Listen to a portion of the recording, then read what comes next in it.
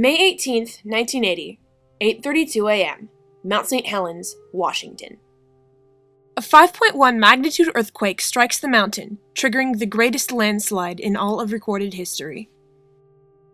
The landslide races down the mountain at speeds of 150 miles per hour, taking along everything in its path. Almost immediately afterward, a lateral blast rips from the mountainside. 234 acres of forest land are destroyed. Thousands upon thousands of wild animals are killed. Nothing is spared. Flows of boiling mud flood the rivers, carrying off trees, houses, animals, and people. A column of ash shoots thousands of feet into the sky.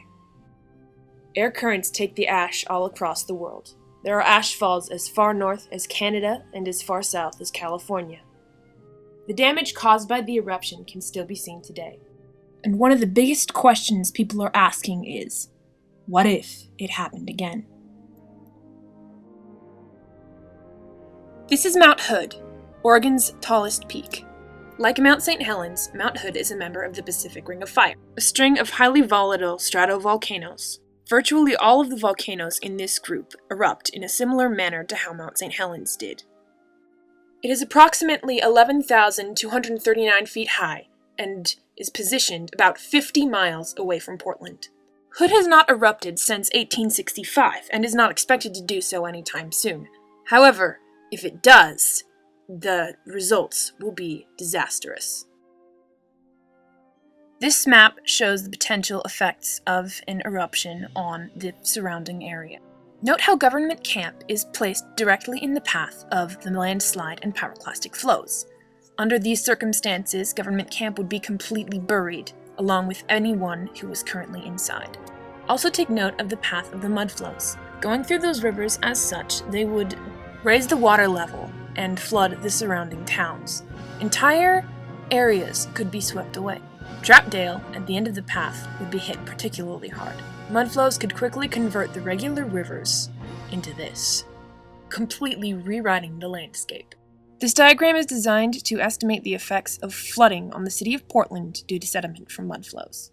Raising the water level as little as a foot can move the shoreline dozens of feet away from its original position. Floodwater can erode away at the house's foundation. Wood rot can destroy the house's floor and walls. This can lead up to thousands or millions of dollars of property damage. This diagram shows other ways that mud flows could potentially hurt the rivers.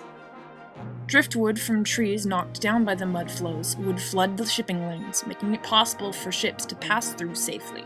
This would make it difficult to transport imported and exported goods throughout these lanes.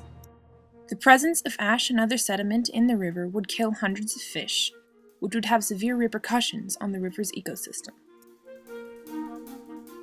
Ash falls could also cause tremendous damage to the surrounding area. Ash mixed with water would make a volcanic sludge on the asphalt, which would be very dangerous for cars driving through the area. This would greatly increase the number of accidents, particularly in Portland, due to its size and its proximity to the volcano. Ash particles could find their way inside delicate machinery, damaging it beyond repair. Ash in the air would make it difficult to breathe, which would require people to wear masks for several days until the ash cleared up.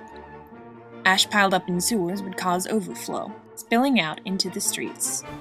As for the area right around the mountain, debris falls would destroy roads and buildings, and most likely flatten some trees along with them. The eruption would most likely originate from Crater Rock. From there, the eruption would spread close to 20 miles out. Forest land closest to the mountain would be completely ripped from the ground. At 5 or 6 miles out, the trees would remain in the ground, but be blown over. And for the last few miles, the trees would only be scorched. Buildings as far as 10 miles away from the eruption's origin would be completely destroyed. Timberline Lodge and Timberline Ski Resort would be buried under a mountain of rubble.